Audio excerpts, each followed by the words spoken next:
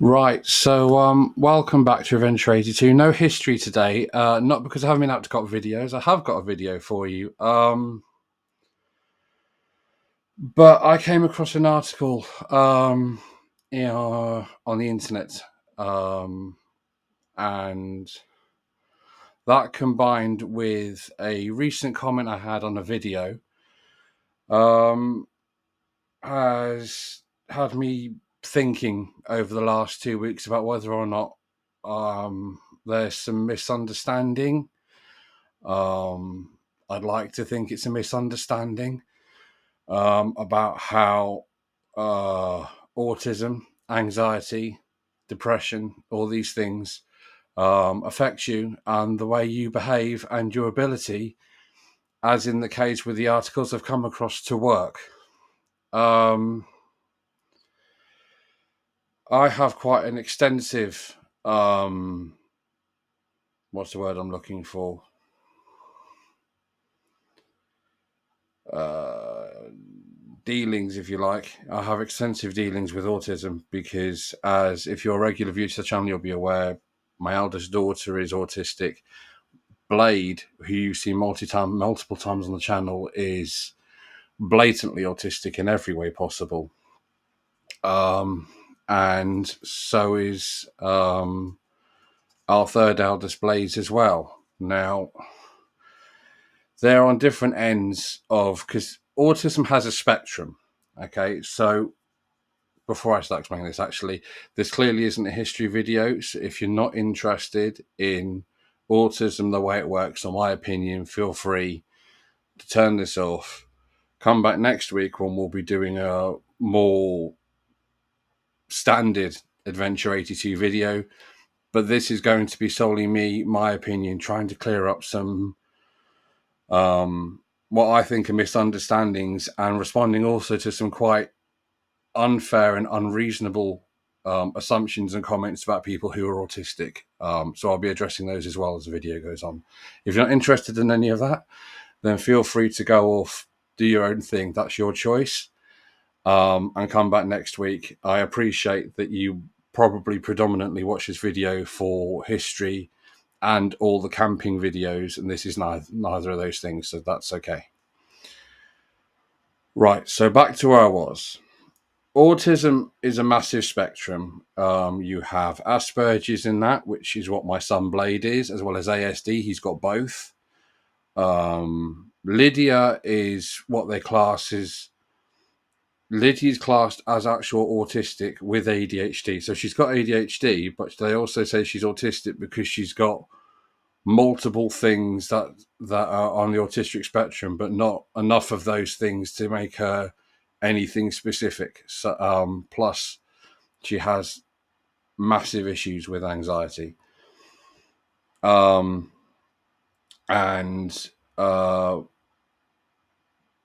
Blaze is classed as just, I say just, Blaze is classed autistic because, again, she has multiple autistic traits, but not from any specific type of autism. So she has issues with various different things that come from various different types of autism. So Blaze has really bad bad social cues. She finds it very hard to understand other people's feelings. That it's not she doesn't have empathy, but she doesn't understand necessarily how the person feels to trigger that empathetic response you would normally get from a person. She struggles to understand other people's train of thought. She can only understand her own, and other things that make general day-to-day interaction difficult. That, combined with the fact that she doesn't really trust new people and her anxiety of meeting new people, means she also doesn't talk to anyone that she doesn't know, which then makes that far more difficult for her to deal with. I'm not going to go in depth about Lydia because she's 21 now. If she wanted to talk about it, she would. Lydia doesn't like to talk about what's bothering her to us most of the time, so I'm obviously not going to put that on YouTube and completely ignore the way she feels about who does and doesn't know how she feels about things, how she struggles with things, or anything else. So I'm not going to do that. Blade, I know, just doesn't mind. He'll talk till the cows come home about how he feels, as long as he can figure out how to describe it, which is the problem, because most of the time he doesn't know how. Now, and then you've obviously got me.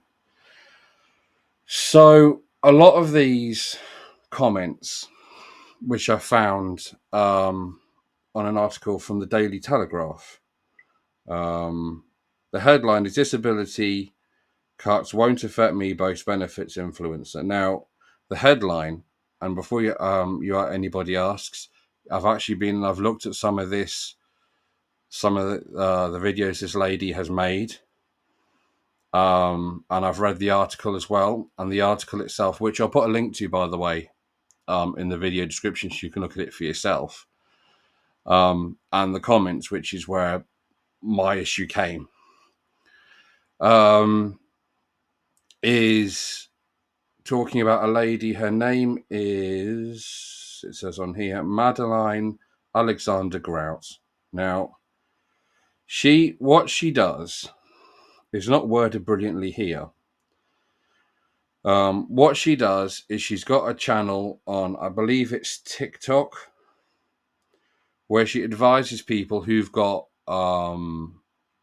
problems along the autistic spectrum, ADHD, ASD, Asperger's, other autistic problems, and disabled people in general, about how to claim whatever benefits they're entitled to through the benefit system. I think that's where a lot of it comes from, is that she's genuinely trying to help, because the benefit system, and this is coming from somebody who only arrived in the UK 9 months ago, but that doesn't mean I don't know what goes on. I've only come from Jersey, for God's sake. The benefit system is a minefield. It's not very well explained. If you're autistic, or you have ADHD, or you have ASD, all of these things generally, not all, because no one person who's autistic or has got ADHD or ASD or Asperger's or anything in between is going to be exactly the same, which is part of my argument as we get further on this. But none of these things generally leave you with a very long attention span. Unless you're really, really interested in what you're doing, then you have all the attention in the world. Okay, that's how autism works. If you have something that's really interesting, like for example, with me, okay, I cannot read a book from start to finish. And if I do read a book from start to finish, it's probably taking me 9 to 12 months to read the one book. Okay. I've only ever actually read one book from start to finish, adult book, from start to finish, in my entire adult life. And that was a biography, the original biography book of The Rock, because I was, as a teenager, and still am, a big WWE fan. And The Rock at the time, when that came out, was one of the biggest things going. He still is. If anything, you could argue the man's bigger than he was then. But I read that from start to finish. But even that, with me massively interested in the book, and that's the only book that's ever managed to do that with me, that still took me 3 months to read the whole book, because my attention span is so short that even though I'm interested in the book, after about half a chapter, my mind switches off and I actually start physically falling asleep reading the book. I can't help it. That's just how it works. That's one of the problems that I had going through school. I didn't know why. I do now. So with that in mind, you go onto the government website when you're applying for these benefits, or you think that you might be entitled to these benefits, because you don't know. And you go on there, and what they say, they have tried, in fairness to the government, to put it as in as layman's terms as they can, without dulling it down, because they obviously have to make sure you understand fully how it works. What the benefits for, if you're entitled to it, and they guide you. They try to guide you through it as best they can via text on an internet website, which is, to be fair as well, actually relatively well updated. But if you've got a short attention span, you're not going to not going to read all that. You physically can't read all that, and by the time that you have enough retention span to go back and finish reading it, you've probably forgotten what you read before. And that's not everybody, so please don't start messaging me and ranting me in the comments, oh, I've got ADHD, I've got ASD, and I read 20,000 books. Because it might be that that's your massive interest, or you just genuinely enjoy reading, in which case that's not going to be an issue for you. But for a lot of people who suffer from autism, it is. And yes, I'm fully aware also there are people who have very short attention spans that aren't autistic. That I'm not daft. But that's the problem. So what she's trying to do, she's trying to help those people by guiding them through the process of what to do and how to do it, because a video is much easier to watch and take in than reading it by text is. I mean, like for all the history videos I've done, I wish that I could have learned what I know by watching videos on YouTube, or in my day, show my age now, on a video cassette, on a VHS, because I took so much more in that way than I ever could have done from a textbook. And so that's what she's trying to do. She's trying to guide people and help people apply for benefits that they're entitled to. She's not trying, which is what this gets twisted into in the comments, trying to help people claim for benefits so they don't have to work, so they can be lazy and turn around and say, I can't work when they can. That's not what this is for. If somebody tries to do that, that's on them. That's not on this lady. That's not her intention. And just like in any kind of walk of life, whether you have people who do speeding on the road, if you have people who commit outward actual fraud, or you have scam artists, or you have benefit fraudsters, which is what this is being compared to, those people are going to do it whether these people are trying to help the genuine people who need it or not. They just are. Okay, so the fact that someone is trying to help help multiple other people and guide them through the benefit system, which isn't a specifically simple thing to do, should not be taken as she's trying to help people scam the UK government, because that's not what her intention is. If you watch her videos, you can see that's not what her intention is. Now, as I said before, the headline is that the benefits being changed won't influence her. The reason she said the disability cuts won't influence her, and she's not boasting, is because she's applied for something which I didn't even know existed, to be fair, called Access to Work. Now, I've looked up what this Access to Work scheme is. And in fact, I'm going to read you exactly what they say it is from the government's website. And just to prove it, see government website. Right, so on here, it says access to work can help you get or stay in work if you have physical or mental health conditions or disabilities. Some of you probably already know this, by the way. I'm fully aware of that. The support you get will depend on your needs, although through Access to Work, you can apply for a grant to help you pay for practical support with your work, support with managing your mental health at work, or money to pay for communication at job interviews. Because that's what she's doing. So she's not boasting. She's just saying it doesn't make a difference to her because what they're making changes to isn't what she's applied for or what she's part of. And that's fine. That's not boastful. That's just a fact. Going back to the problem, the thing at hand, however, going away from the lady they're talking about, is the comments, because this is where my problem lies. Okay, so you get people on here who have made various comments, and you do get some like genuine people who have, I would say, some genuine gripes, like someone has put on here. Now, I can only take these as face value, obviously, that their neighbour is supposedly unable to work because they've got ADHD, and to increase their money, they've gone and got a mobility scooter to increase how much they get paid. That's not on. That's taking the mick. That's not what the benefit system is for. That shouldn't be condoned under any circumstance. But that said,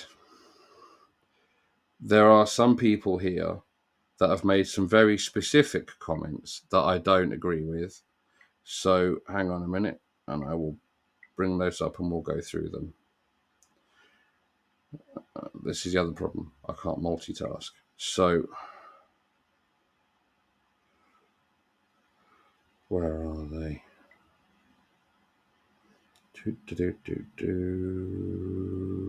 Oh, it's because I did screenshots then somewhere else. Yes. Right, so here we are. Right, so one person's put, so today's career progression. One, get your parents to say you can't concentrate at school and get yourself diagnosed with ADHD and autism. Get free extra time in exams with lots of useless degrees. 3, give them a laptop with TikTok and preloaded benefit influencers. 4, tell the internet world how ill you are and obtain advice on how to fake your illness. 5, start claiming benefits. 6, provide others with benefit tips to increase your friends on the internet. Dye your hair a variety of rainbow colours. 8, relax and watch your money roll in. 9, vote Labour or Conservative at the next election. It doesn't really matter.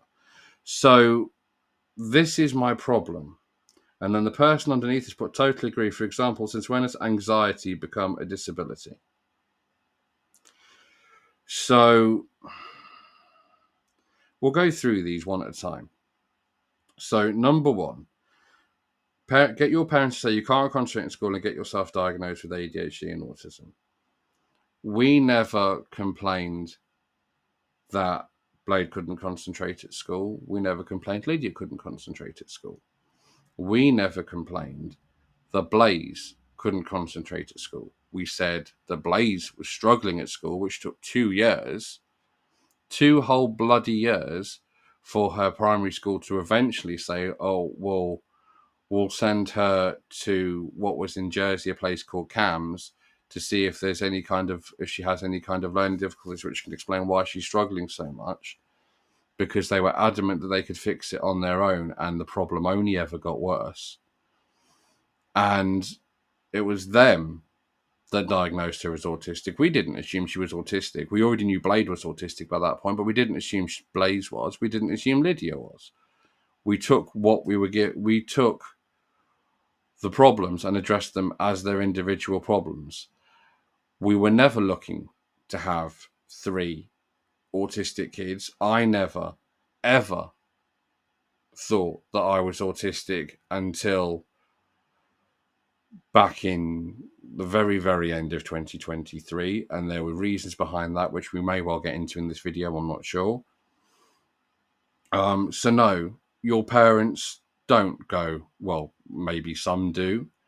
Any parent who wants to be an actual half-decent parent, teach their child how to be a productive person to the best of their ability, whatever that might be. And that therein lies the problem. Some people can be more productive than others, and that's just how that is. To say that you can't concentrate and get them diagnosed ADHD, AHD, or whatever on purpose, that's not happening. Diagnosis to get a child diagnosed as autistic and ADHD, even if they have it, takes a while. Being diagnosed with ADHD, autism, Asperger's, ASD, and any other kind of autistic or mental illness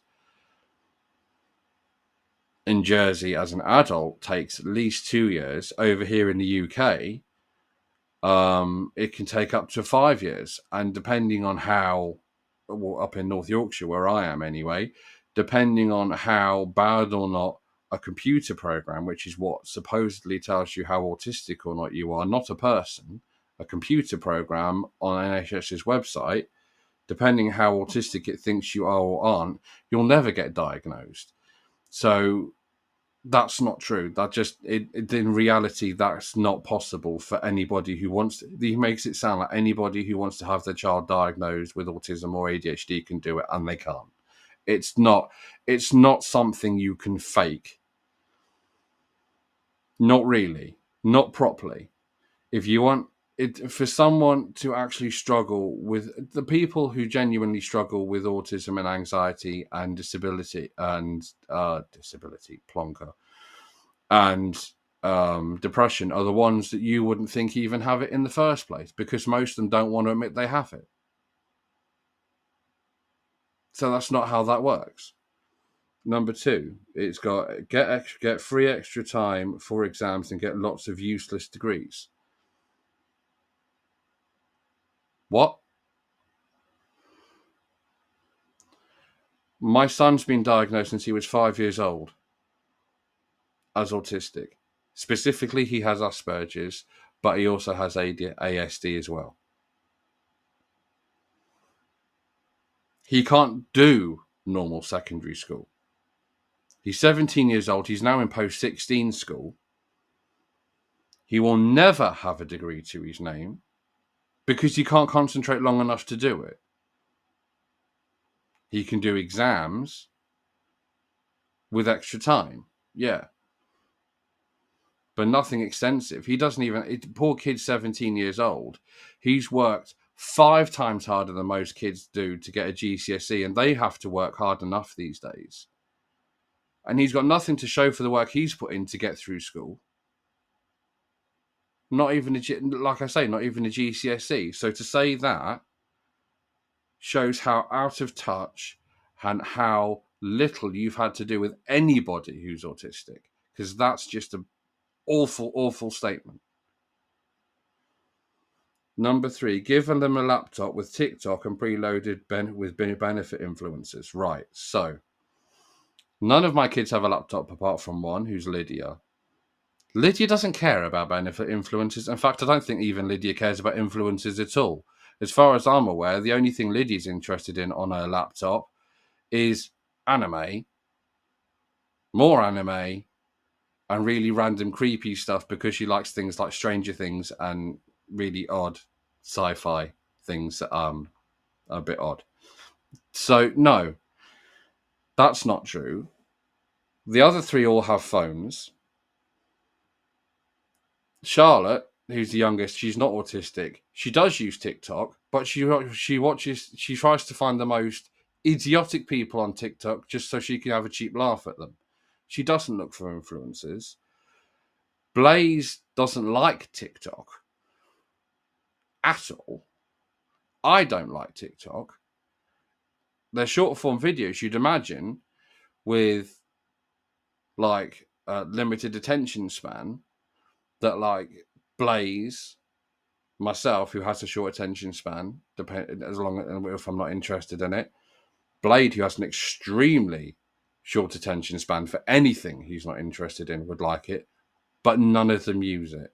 So let alone looking for benefit influences. I don't think Blaze fully understands what the benefit system is, and she's 13. Blade doesn't understand what the benefit system is, and he's 17. It had to be explained to him by the DWP what PIP was, and then Erica had to interpret for him because he didn't understand what was going on. Erica had to keep explaining it to him so he knew what he was doing. So that's not true either. I'm not saying people don't do this, but the people who do this are making people like Blade, me, multiple people I know back in Jersey look like absolute fools. Because that's not how it works. And to think that maybe you've met 1 or 2 of those people somewhere along the line and then that means that you know everybody who's ever autistic is ridiculous. All right, number 4, it says, tell the internet world how ill you are. Blade's never told anybody on the internet anything. He doesn't, no intention of making a video. Blaze makes videos. She's got her own channel, but she makes gaming videos about Roblox. She doesn't talk about her autism. She tries to use her autism as... She looks at her autism as a uniqueness, something that makes her different to anybody else, something that allows her to be something that other people can't be. She looks at it as a positive thing. She struggles with it at times, but she tries to turn it into a positive thing. At no point has she ever gone on the internet. Neither have I. And I've spoken about my problems quite outwardly in various videos throughout my channel as I was struggling. And tried to tell everybody how bad it is for the sheer fact of trying to figure out how to make it fake it's worse than it is. I don't think people fully understand that most autistic people, that wouldn't even cross their mind. Most autistic people, I do say most autistic people are genuinely honest because they're no good at lying. Not all, but most. Nothing applies to everybody. Even if you're normal, whatever that is these days, you get some people who are honest to a fault, and you get other people who are prolific liars, and you get loads of people somewhere in between. It just is what it is. So start claiming benefits. No, that's not how that worked. So we'll come back to that one. Number 6, provide others with benefit tips to increase your friends on the internet. I've not done that either. I'm the only one who's been on the internet and spoken about how autistic I am, and I have never tried to encourage other people to claim benefits because I'm not proud I'm on them.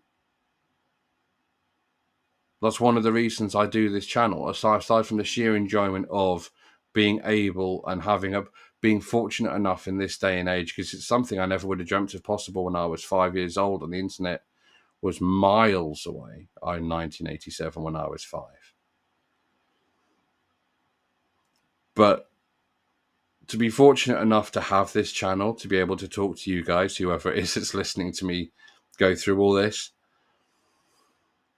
and to be able to hopefully at some point turn this into a job that I can do, which is one of the things I'm trying to do now I'm over here in the UK, because I'm not happy that I'm living solely off benefits, but I'm also fully aware I can't go do a regular job anymore. So that's not possible. So no, I wouldn't encourage anybody to be on benefits. I would encourage anybody, if they can avoid it, to not be on it. Because from someone who suffers from depression, anxiety, and autism, they're not a good combination for being on the benefit system, because you never know where you're coming or going. You never know how much money you're going to have coming through the door, despite the fact some people seem to think because you're on benefits, you're minted. You're not. And it doesn't do much in the wonders for your self-esteem, because there's a stigma, and even I've picked up on it, involved with telling somebody that you're on universal credit or you've got PIP or whatever, and you feel like you're trying to make the person feel sorry for you or pity you or whatever the case might be, and that's not what you want. So that's not true. Sometimes when you're suffering from autism and depression and anxiety or any of those three, you hate yourself even more, and it plays into how you feel because you're stuck on the damn things. And then you have people who turn around and go, well, go out to work then, that'll fix everything. It's not that black and white. It's really not that simple. And different people, different things. So Lydia, for instance, my eldest, she works normally. She hasn't worked yet since she's been here, but that's because of the process involved in getting to work.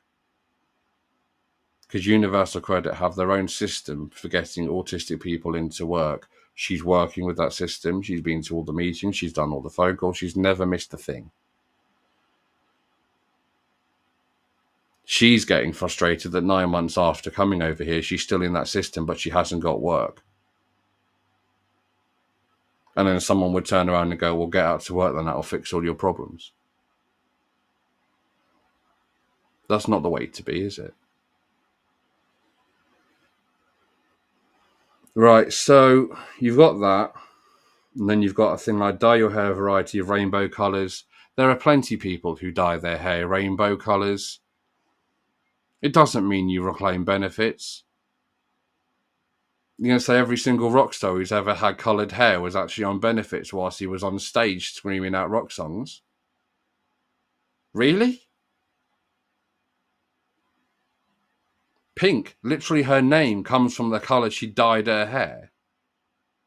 And you're going to judge somebody because their hair's dyed?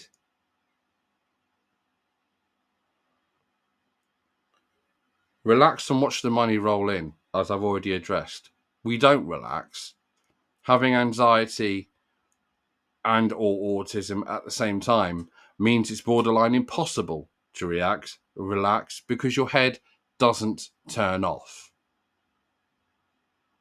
You can be awake all night because something in your mind will not allow your brain to turn off. It can be something quite stressy or worth actually worrying about, which, if you go to talking therapies, which is the thing that I have to go to, you get taught the worrying doesn't help, but you can't help doing it.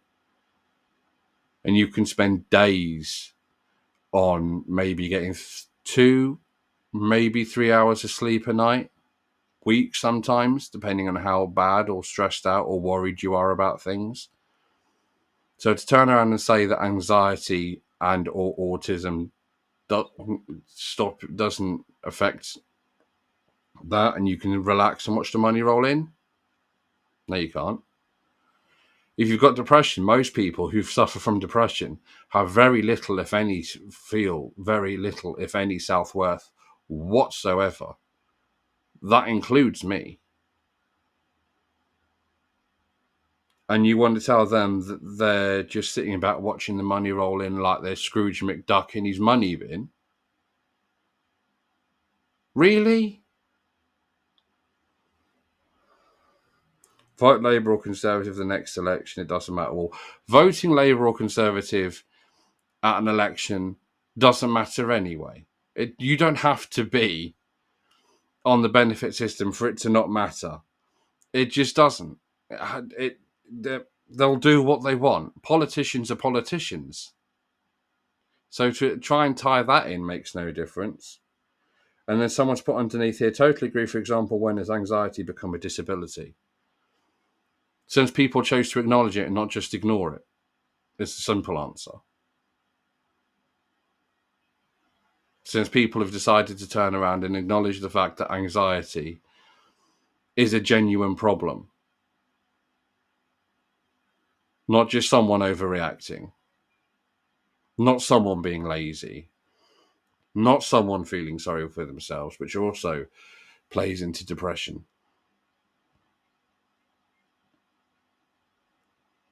The fact that people can say these things shows they've never had to deal with somebody who either suffers from these things or have never had this problem themselves. And if they've never had any of these problems themselves, I'm pleased for them. I genuinely am. Because to have depression on its own is awful. To have anxiety on its own can be somewhat debilitating at the best of times, depending on how bad it gets. And when I say how bad it gets, I mean to the point that if you suffer severely from anxiety, like, for instance, I have done, or my eldest daughter has, you can't do anything because you don't, and I hate the term, but you don't function. You stop. You turn off. It literally does what disable means. It disables you. It turns you off. Lydia's anxiety can get so bad that she just doesn't talk to anyone because she can't physically talk anymore.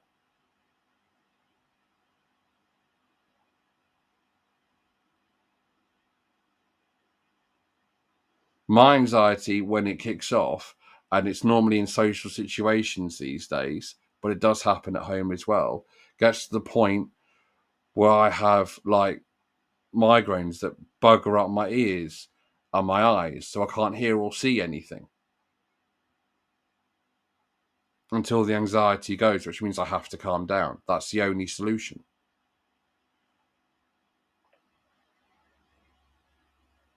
Which is what I go to North Yorkshire Talking Therapies for, to try and learn things to help me be calmer. I don't want that. Nobody would wish that on their worst enemy. But sometimes it's to do with what's happened in your life before that. You don't ask for it. You end up with it. No one was ever born anxious.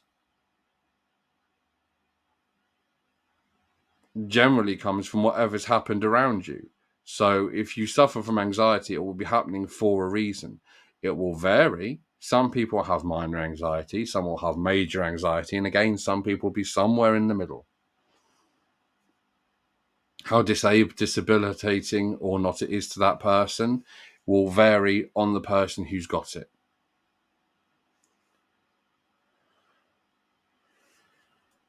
And then you've got other ones on here, like you've got this bloke here to put, does ADHD even exist? What a stupid thing to say. I'm going to guess, because this is the Telegraph, so people who read the Telegraph, I'm led to believe anyway, are quite intellectual people. So why would an intellectual person say such a stupid thing? Right? And then the bloke underneath him has commented, personally, I would smack the parents. And that achieves what? Your child's got ADHD, so by default, that means you deserve a good thrashing. For what ends does that serve? What? And then somebody's put, it's fair enough, they've put brain imaging says it does. Some of the smartest people have ADHD, including me, and I work and have never claimed the benefits, but I do struggle with social cues and come across as too direct or rude, and workplaces need more neurodivergent thinkers. So much more would get done. Now, that was written by a lady. Both names are here. I'm not going to say what her name is. But to her, I would turn around and say, I'm very pleased that you've managed to find a way to fit in with what normal society is. And I mean that from the bottom of my heart. I'm pleased that you've managed to do that, because not all of us can. But I'm pleased that you have, and I wish you all the best, and I hope that you continue to work in a normal manner, as I did up until 2 years ago. So, no, hats off to you. That's fair enough. But being intellectual and being intelligent is one thing. Having a mental health illness that stops you applying it is a completely different one. And that's so. I'm pleased that your ADHD has managed to be nothing but a positive for you. I truly am. And then we've got. There was another one. Where was it? This one. This was an interesting one. And this probably digs at me more than anything else. Right, so there's a guy on here. He's called Tom. I won't say his last name, but he's called Tom. And he's put genuine question. If there are hardly any diagnoses for autism or conditions such as autism and ADHD a generation or two ago, what did the people who probably had these conditions do? I suspect they just got on with life and adapted where necessary. I can answer that because I'm one of that generation. So, a generation or two ago, 80s, 90s, when I was a child / teenager growing up, no, ADHD didn't exist. Autism did exist, but you were led to believe that somebody who was autistic was somebody who we now say has Down syndrome. That is what I was always taught to believe was autism, and that was from a very young age. That was, I must have been about 5, maybe 6 years old, because when I first went to primary school, the primary school I was sent to was a primary school for disabled children. Not because I was physically disabled, but it was because I had asthma. And the way that they dealt with that back in Jersey, because I had severe asthma and I was in and out of hospital constantly. When I say constantly, I was like out in that hospital like 5 or 6 times a year, because this is at this point you weren't allowed nebulizers at home, and inhalers weren't as effective then as they are now. In fact, inhalers were brand new in 1980. I had one of the very first inhalers that you could ever get, which was a little blue thing about so big. You stuck a capsule in it, you twisted it, which cut the capsule open, you breathed in the powder. I'm literally the living evolution of asthmatic medicine.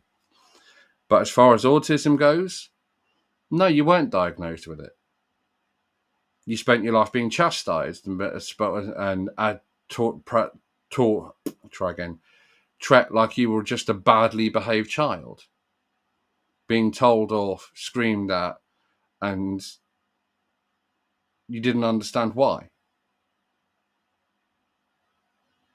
I mean, from my own personal point of view, my autism, as I now know it is, started when I was started. I always would have always had it, but became far more obvious when I was about 5 years old. Unfortunately for me, it decided to rear its head around about the same time my dad left. So everybody put it down to that. And then I was just a badly behaved kid, and I got shoved into play groups with kids from children's homes who scared the living daylights out of me because I was 5, 6 years old. And these kids I'm mixing with are like 13, 14 years old and are bragging to each other about how they managed to take out like 8 or 9 police once with fucking glass bottles and God knows what else. Sorry, YouTube. So it's not how they dealt with it, it's how society decided to deal with them. Going back further than that, people like my son, who I wish nothing more than for that kid to have success. He's had to try so hard to get where he is, as has Blaze, and she's still going, as has Lydia. But Blade especially would have been treated as an imbecile. So going back even just to the 70s and 60s, which is when a lot of people who watching this video probably may well been alive, he would have ended up in a mental institution or an asylum, as they called them back then. So that's what would have happened to those people. In the 80s and 90s, you went through that palaver that I just mentioned before, and then nothing. It just suddenly, well, with my case anyway, stopped when you were about 11. You weren't part of, there was nothing beyond that. They're just like, oh, well, his behaviour hasn't improved, so that's it. And then you get treated like you've got anger issues. But you haven't got anger issues. You're still trying to piece together exactly what the hell happened to your childhood, why it was torn apart into shreds by people who didn't understand what you were saying, chose to tell you off for things that you didn't really understand what you'd done wrong. And you carry on questioning that for your whole adult life. So that's what happens, if I'm honest. And then you come out of secondary school, and if you're fortunate enough to have GCSEs, because you've managed to somehow apply yourself enough to get them, then brilliant. If you haven't been able to, which I wasn't, you then end up trying to go to college or get an apprenticeship, which for me in Jersey was nigh and impossible back then because Jersey didn't really have a training scheme in the late 90s, early 2000s. I believe the UK did. I'm not sure. And then you go through the process of finally getting into college, which you can do. You come out and you hope they might make something. It might not. You have to see what's going on. Like I said, Jersey didn't have any training things going on back in the early 2000s, in late 90s. So even though by the time I come to college, I came out when I was 19, I didn't get nowhere.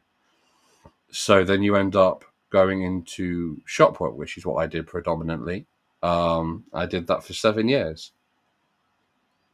I ran a highway department in a now deceased UK chain that were also in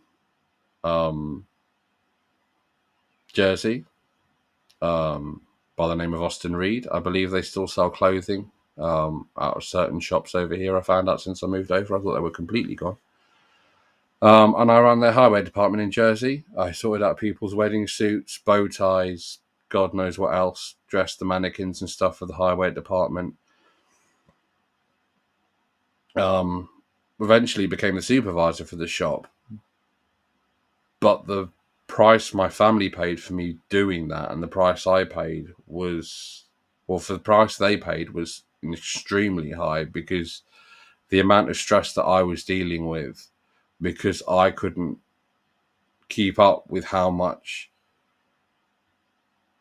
there was to do set my anxiety and my stress levels through the roof, which in turn I now know has triggered my autism, which is always there, but you know what I mean? It makes it worse. Which meant that I struggled for those 7 years, but I did it anyway. I was getting up and I was going to work, and it was the last place I wanted to go.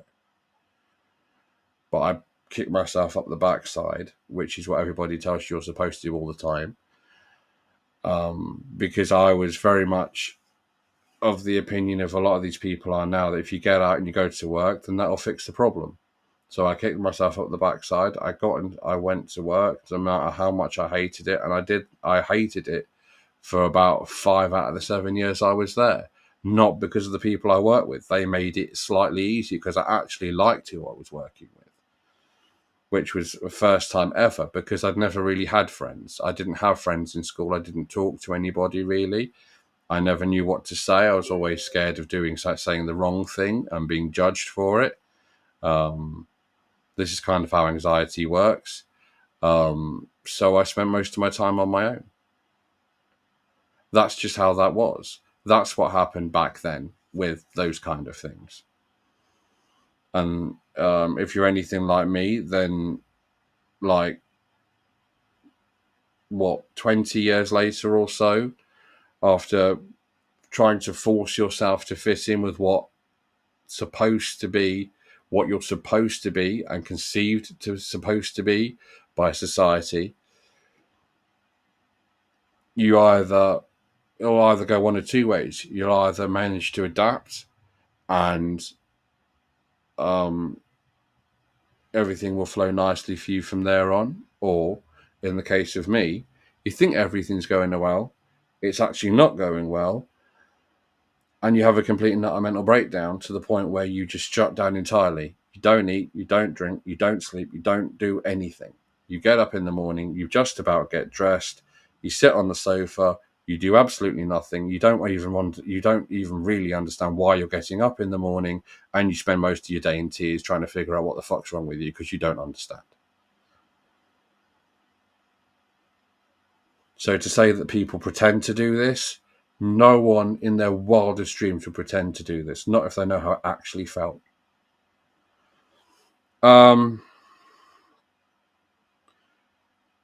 And then someone's put, if they're self-diagnosed, and this lady said that you can apply even if you're self-diagnosed. I'll explain that in a moment. She's put, is it genuinely still valid? Why would you think that you have a disability if you don't? Right. So this is the last comment on this one. So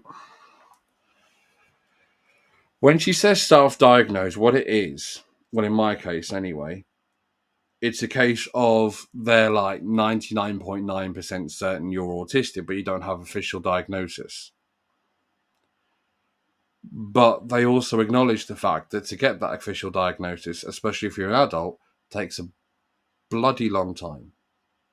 So because of that, you can apply for benefits ahead of your diagnosis because they don't know how long it's going to be. And if you're struggling with anxiety, with depression, with autism to the extent that I have over the last few years, and my son has his entire life, and as my daughter Lydia has, and Blaze, and Blaze and Lydia still do, I do on a daily basis as well.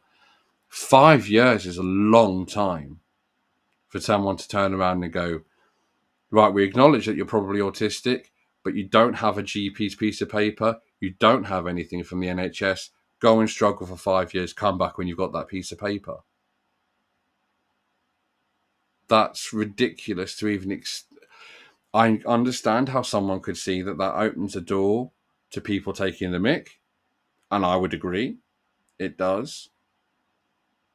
But that's more to do with the person who's taking the mick and how little they value the problems that the people who genuinely have are facing. That's not the fault of the people who genuinely need that help, but just haven't got the piece of paper that some people say they should have before they get it. So that's that one. The other thing I want to clear up is I did a couple of weeks ago now, I mean, maybe even a month ago now, I did a video titled something along the lines of, "Did we do the right thing?" And the thumbnail said something along the lines, I've got an awful memory, but something along the lines of, "Did moving to North Yorkshire help my mental health and autism?" Because aside from being able to help my son, because there's more help for him here than there is in Jersey, and the same goes for Lydia and for Blaze at school, there was also for me. Erica didn't always wanted to live somewhere other than Jersey, so it made no difference to Erica whatsoever. But for us, it made a massive difference, all four of us. For me, it made a massive difference because I felt for the first time I could breathe and I kind of fitted in somewhere, which I didn't, I felt, in my own island, but I'm not going all over that again. The point is, I had a comment on it. Now, it was along the same lines as we've been discussing, but I felt it was worth mentioning. So, hang on a moment. Let me just. So, right, here we go. There is this one. That's the thumbnail, by the way. And this is the one we're looking at. So, if I look at the comments, there's one from a gentleman on here. And that's the one I wanted to mention. I'm not going to mention the guy's name. Right. And the guys completely mistook this. So, in a section of this video, if you want to go and watch it, feel free. But in a section of this video, I'm comparing how difficult it was dealing with the Jersey benefit system to dealing with the UK system.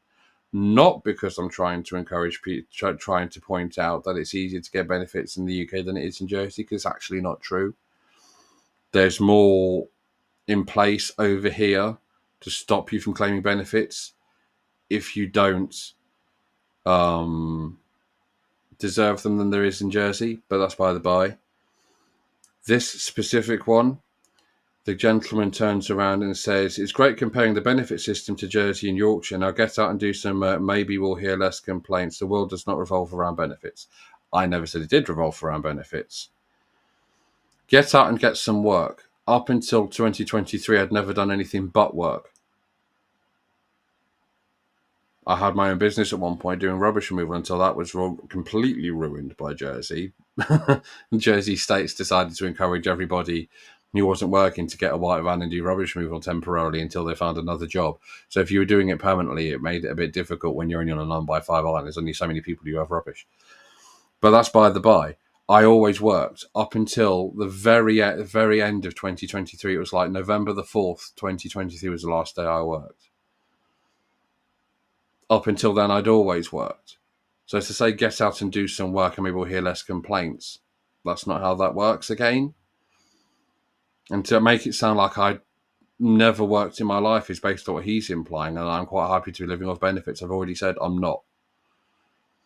But I also acknowledge the fact that I have limitations that I was ignoring before, which means that if I stay and find work within those limitations, I'm not going to leave what job I'm doing, which I'm hoping will end up being, this is why I'm trying to build up the channel, amongst other reasons, including the fact that I enjoy sharing everything with you guys, and that you guys have been no end of support since the channel started, some of you since the very, very beginning.